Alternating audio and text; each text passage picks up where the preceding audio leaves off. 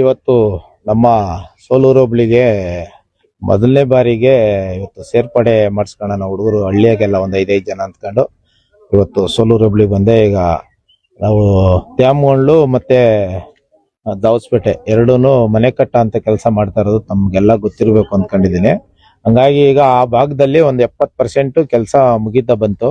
ಹಂಗಾಗಿ ಈಗ ನಮ್ಮ ಸೋಲೂರು ಹೋಬಳಿಗೆ ಈಗ ಅಶ್ನಗುಂಟೆ, ಕಲ್ಯಾಣಪುರ, ಸೋಲೂರು, ತಟ್ಟೆಕೆರೆ, ಮತ್ತೆ ಇಲ್ಲಿ ತುತ್ತಹಳ್ಳಿ, ಗುಡಮರನಹಳ್ಳಿ ಈ ಭಾಗ ಎಲ್ಲ ಈ ಸೋಲೂರು ಹೋಬಳಿಗೆ ಬರೋಂತ ಹಳ್ಳಿಗಳಲ್ಲಿ ಇವತ್ತು ಎಲ್ಲಾರನ್ನು ಸೇರ್ಪಡೆ ಮಾಡಿಸ್ಕೊಂಡು ಅವ್ರಿಗೆ ಹಳ್ಳಿಗಳಲ್ಲಿ ಅವ್ರವ್ರ ಹಳ್ಳಿಯಾಗ ಏನ್ 5 ಜನ 4 ಜನ ಸೇರ್ಪಡೆ ಮಾಡಿಸ್ಕೊಂತೀನೋ ಅವ್ರ ಮುಖಾಂತರ ಅವ್ರಿಗೆ ಕೆಲಸ ಸೇರ್ಬೇಕು. ಅಂದ್ರೆ ಅವ್ರು ನಿಂತು ಕೆಲಸ ಮಾಡ್ಕೊಡಕ್ ಬಡವ್ರ ಮನೆ ಅಂತ ಕಟ್ಟ ಅಂತದ್ದು ಏನಿದೆಯೋ ಅವರು ನಮ್ಗೆ ಮಾಹಿತಿ ಕೊಟ್ರೆ ಅವ್ರಿಗೆ ಮೆಟೀರಿಯಲ್ ಕೊಡ್ಸೋ ಅಂತ ಕೆಲಸ ನಾನು ಮಾಡ್ತೀನಿ. ಅವ್ರ ಮುಖಾಂತರ ಮನೆಗಳು ಹಳ್ಳಿಗಳಲ್ಲಿ ಏನ್ ಕಡು ಬಡವರು ಇದಾರೋ ಅಂತವ್ರಿಗೆ ಹೆಲ್ಪ್ ಆಗ್ಬೇಕು.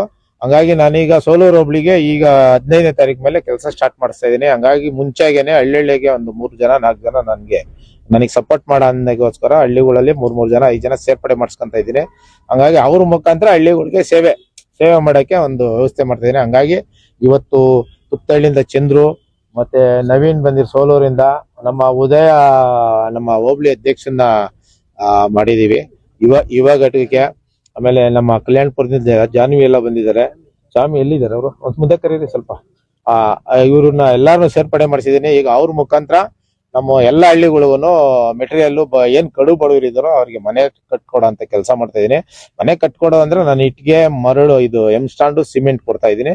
ಮಿಕ್ಕಿತ್ ಅವ್ರು ಹಾಕೊಂಡು ಕಟ್ಸ್ಕೊಬೇಕು. ತೀರಾ ಏನು ಇಲ್ಲ ಅವ್ರ ಕೈಲಿ ಮನೆನೇ ಕಟ್ಟಕ್ಕಾಗಲ್ಲ ಅಂದ್ರೆ ಒಂದು 10 ಕತ್ತು ನಾನೇ ಕಟ್ಸ್ಕೊಡ್ತಾ ಇದ್ದೀನಿ. ಹಂಗಾಗಿ ಆ ಒಂದು ಉದ್ದೇಶಕ್ಕೋಸ್ಕರ ಇವತ್ತು ಸೋಲೂರು ಹೋಬಳಿಗೆ ನಮ್ಮ ಸೋಲೂರು ಹೋಬಳಿಗೆ ಸೇರಿರೋಂತ ಎಲ್ಲಾ ಗ್ರಾಮಗಳು ಎಲ್ಲಾ ಹಳ್ಳಿಗಳಿಗೂ ಪಂಚಾಯತಿ ಲೆವೆಲ್ ಅಲ್ಲಿ ಕೆಲಸ ಮಾಡ್ಬೇಕು ಅಂತೇಳಿ ಇವತ್ತು ಸೋಲೂರು ಹೋಬಳಿಗೆ ಬಂದು